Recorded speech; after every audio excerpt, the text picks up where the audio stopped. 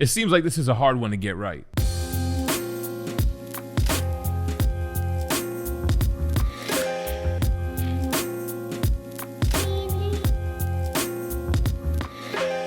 What's going on, everybody? GemMint in the building. Gonna react to XM Studios' new quarter scale and 1/6 scale Superman. So I say it's hard to get right because immediately I don't love it.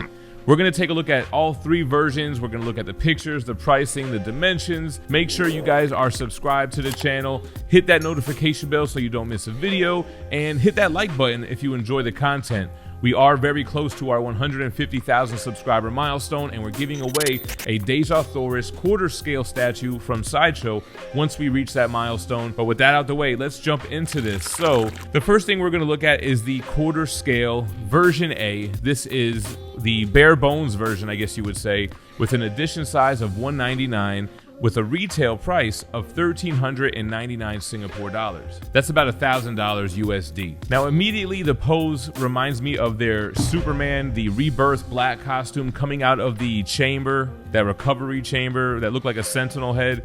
So it kind of reminds me of that one with that left arm up, and it does have a sculpted cape. That's a plus. He's on top of some rubble here. I kind of feel like the pose looks a little stiff the way his left arm is up. Here it is next to one of the XM Studios employees. I like it a lot better next to somebody because now you're getting an idea of the scale. So he looks pretty large. Here's a look at the back. You have some texturing on the cape. You've got a little explosion, which kind of looks just like the Spider-Man premium format Sideshow explosion. Here's a close-up. I'm not digging the portrait personally. The hair looks pretty good. He looks a little stiff. Here goes from the side. Nice upshot. That's pretty cool. The Superman emblem on his chest looks good. I like the cape. I think the pose is the biggest thing I'm having a problem with. Here's a piece of the destroyed machinery that he's on top of. It looks like there's some eye lasers that have gouged into it. Here's a closer look at the Superman emblem. That looks fine. You can see the veins and the muscle tendons in his neck. That looks pretty good. Skin tone and the paint applications look good. All right, so it looks like he's just a little bit over 34 inches tall, about 21¼ inches wide, and just about 19 inches in depth. It looks like it does have a worldwide license though, so that's interesting for a quarter scale DC piece. So you have North America, estimating shipping is $360. You have Europe, UK, Southeast Asia, all of that. So that's version A. Let's take a look at version B. This video is brought to you by Ninja Funk. Help save the universe from bad music by telling your LCS to order Whatnot Publishing's first book coming out on November 2nd. Big shout out to JPG from THATSPIDERMANBOOTH.com and Street Level Hero. So version B, you can see it has the different portrait with the red around his eyes. Not a fan of the portrait whatsoever. I think it looks awkward. And this one, he also has some different switch outs where he can be holding that ripped up destroyed machinery in his hands.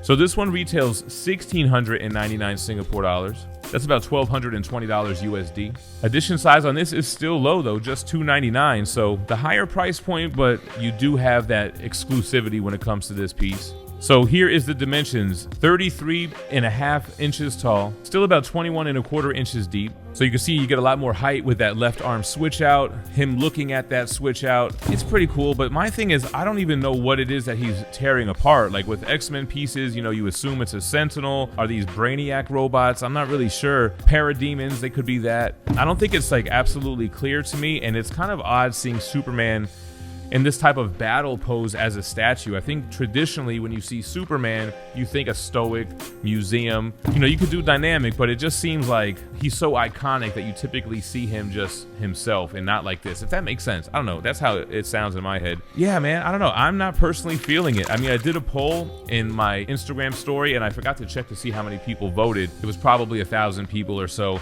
So from that pool, 65% thought this was a hit and 35% thought it was a miss. I'm just not feeling it for some reason. I don't really like the portraits or the pose. The extra switch outs don't really push me over the edge to really want to have this. Now they have a 1/6 scale version. The price is a little bit less here. It's 999 Singapore dollars, which is about 715 USD. Edition size on this will be maximum 499. And let's see the dimensions on the 1/6 scale. So 22 inches tall, 14.5 inches deep and 11, almost 12 inches wide. So the smaller scale one, I mean, looks exactly the same. It just doesn't have the version B options. It's just a smaller version of what we've seen with version A. So, I mean, those are my thoughts on it, man. Love XM Studios, just not really digging this Superman. And I say that it's hard to nail because, I mean, we don't have many Superman statues in quarter scale. I think Sideshow has its 2 offerings. I think the OG still being the king.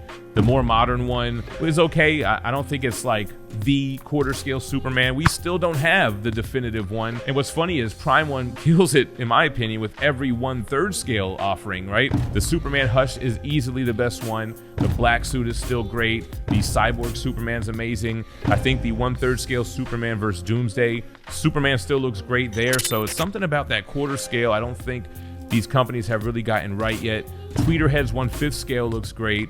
But I don't know. I'm not really digging this one. Let me know what you guys think about it in the comments down below. Am I tripping or what do you think? Appreciate you watching. Stay minty fresh. Peace. DJ Links.